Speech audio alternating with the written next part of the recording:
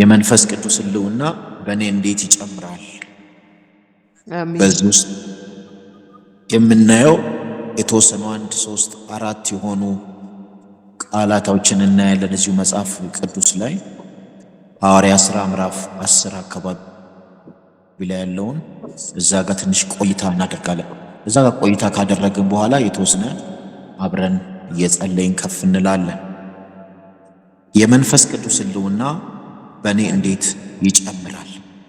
በደንብ ይህንን ቃል እንድትይዙልኝ እፈልጋለሁ። ለዚህም ነው 10 እየደጋገምኩ የምናገረው። የመንፈስ ቅዱስ ሕልውና በእኔ እንዴት ይጨምራል? ሐዋርያት ሥራ ምዕራፍ 10 ቁጥር 1 ጀምሮ ያለውን ቃል አነበዋለሁ። ኢየሱስ ክርስቶስ ጌታ ነው። አሜን። በቂሳርያም ኢጣሊቅ ለሚሉት ጭፍራ የመቶ አለቃ የሆነው ቆርኔሌዎስ የሚሉት አንድ ሰው ነበር። እርሱም ከቤተሰቦቹ ሁሉ ጋር እግዚአብሔርን የሚያመልክና የሚፈራ ለሕዝቡም እጅግ ምጽዋትን የሚያድርግ ወደ እግዚአብሔርም ሁል ጊዜ የሚጸልይ ነበረ። ከቀኑም 9 ሰዓት ያህል ቆርኔሌዎስ ሆይ የሚል የእግዚአብሔር መልአክ ወደ እርሱ ሲገባ በራእይ በግልጥ አየ። እርሱም ትኩር ብሎ ሲመለከተው ደንግጦ ጌታዬ ሆይ ምንድን ነው አለው። መልአኩም አለ ጸሎትህና ምጽዋትህ በእግዚአብሔር ፊት ለመታሰቢያ እንዲሆን አረገ። አሁንም ወደ ኢዮጴ ሰዎች ልከ ጴጥሮስ የሚባለው ስምዖንን አስመጣ። እርሱ ቤቱ በባህር አጠገብ ባለው በቁርበት ፋቂው በስምዖን ዘንድ እንግድነት ተቀምጧል። ልታደርገው የሚገባህን እርሱ ይነግርሃል። የተናገረውን መልአክ በሄደ ጊዜ ከሎሌዎቹ ሁለቱን ከማይለዩት ጭፍሮች እግዚአብሔርን የሚያመልክ አንድ ወታደር ጠርቶ ነገሩን ሁሉ ተረከላቸው። ወደ ኢዮጴም ላካቸው ይላል። ኢየሱስ ጌታ ነው። መንፈስ ቅዱስ ስለ ቅዱስ ቃልህ እጅግ አድርገን እናመሰግንሃለን። ቃልህ ደግሞ በፈለክበት አንተ በወደድከው መጠን እንድታብራራና እንድታስተምርልን በኢየሱስ ክርስቶስ ስም ጸለይ። አባት ሆይ በኢየሱስ ስም ብለን ስማን። አሜን። መግቢያ ላይ እንደ አጠር ብዬ እንደጀመርኩት ከምዕራፍ 1 እስከ 8 ያነበብኩት ቂሳሪያ የሮም ወታደሮች በፓለስታይን መቀመጫ ናት።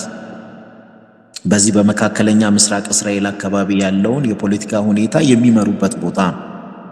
ይሄኛው ቆርኔሌዎስ የሚባለው ደግሞ በአውግስጦስ ቄሳር የተሾመ ሰው ነው። ስለዚህ በጣም ብርቱ የሆነ ሰው ነው ይላል። በጸሎት ደግሞ ሁል ጊዜ ምን የሚያደርግ ሰው ነው? እግዚአብሔርን የሚያመልክ ሰው ነው። አይሁዳዊ አይደለም፣ ሮማዊ ነው። ነገር ግን ዕለት ዕለት እሱ ብቻ ሳይሆን ከቤተሰቦቹ ጋር ሆኖ ምን ያደርግ ነበር ይላል? ይጸልይ ነበረ፣ ምጽዋትን ይሰጥ ነበረ ይላል። ይህ ቆርኔሌዎስ አንድ ቀን እንደ ወትሮ በሚያደርግበት ሰዓት ላይ መልአክ ተገለጠለት ይላል። መልአክ ተገለጠለትና የተናገረውን ቆርኔሌዎስ ሆይ ምጽዋት ጸሎት በእግዚአብሔር ዘንድ ለመታሰቢያ ተደርጓል አለ። ነገር ግን አንድ የቀረው ነገር አለ ማለት ነው። ለመላእክት ያልተፈቀደ አገልግሎት እዚህ ቤት ላሉ ቅዱሳን ተፈቅዷል። አሜን ነው ወይ? አንቺ ውስጥ የከበረ መልእክት አለው ጌታ። ሃሌሉያ።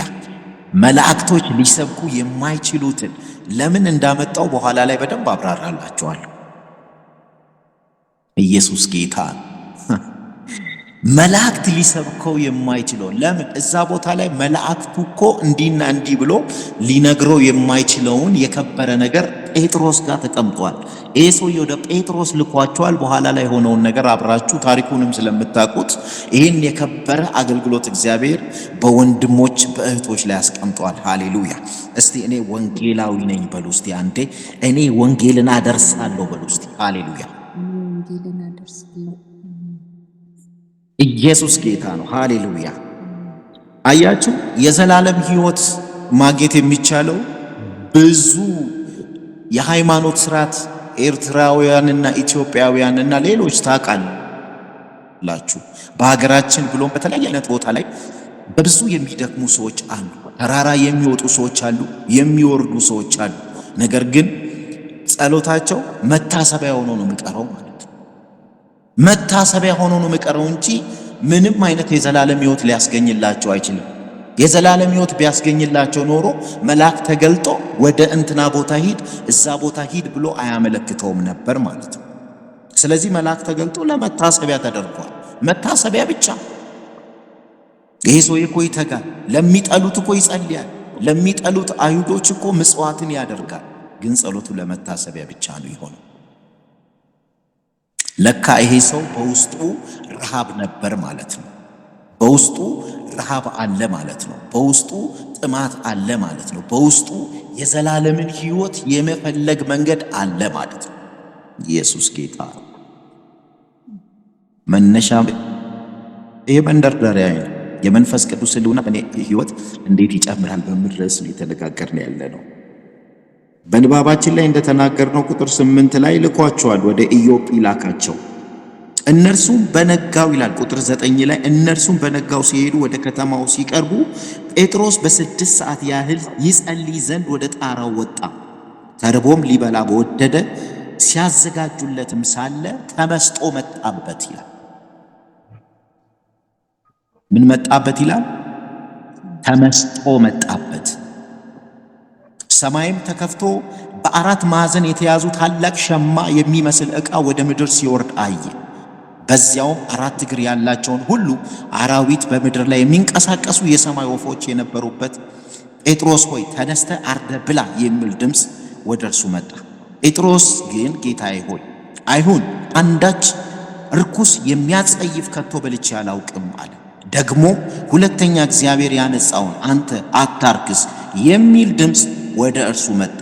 ይህም 3 ጊዜ ሆነ። ወዲያው ዕቃው ወደ ሰማይ ተወሰደ ይላል። የመጀመሪያው የመንፈስ ቅዱስ ሕልውና በእኔ ሕይወት እንዴት ይጀምራል ብለን ካሰብን መጀመሪያ ተመስጦ፣ በጸሎት የተመስጦን ሕይወት መለማመድ አንደኛው የተመስጦ ሕይወት ብዬ ነው ያዘው።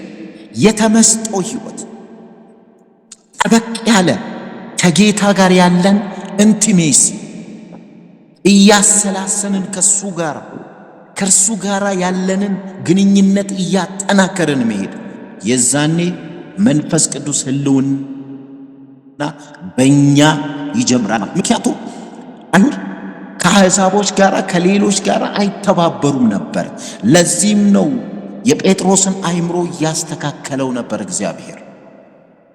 የጴጥሮስን አእምሮ አስተካክሎ ወደ አሕዛብ ዘንድ እሱን እየላከ ነው። ቀድሞ ከዛም በፊት እነ ፊልጶስ ባነዋል፣ አውቀዋል። እየሄዱ ለአሕዛብ ወንጌልን ይሰብኩ ነበር። ጴጥሮስ ግን ቁጭ ባለ ቦታ ላይ ይህንን ከሰማይ ሲወርድ የነበረውን ሸማ ተመለከተ ይላል። በበኋላ ላይ ልክ ተመስጦ ውስጥ እያለ ሊበላ በወደደ ሰዓት ላይ ነው እነዚህን ነገሮች የተመለከቱ። የመጀመሪያው ስራ በተመስጦ ሆነን ጥልቅ የሆነ ግንኙነት ከመንፈስ ቅዱስ ጋር ያስፈልገናል ማለት ነው። አእምሮን አስተካከለው ማለት ነው። አእምሮን አስተካከለው ምን ማድረግ እንዳለበት። ኢየሱስ ክርስቶስ ወደዚህ ምድር የመጣው ለአንድ ወገን ብቻ እንዳልሆነ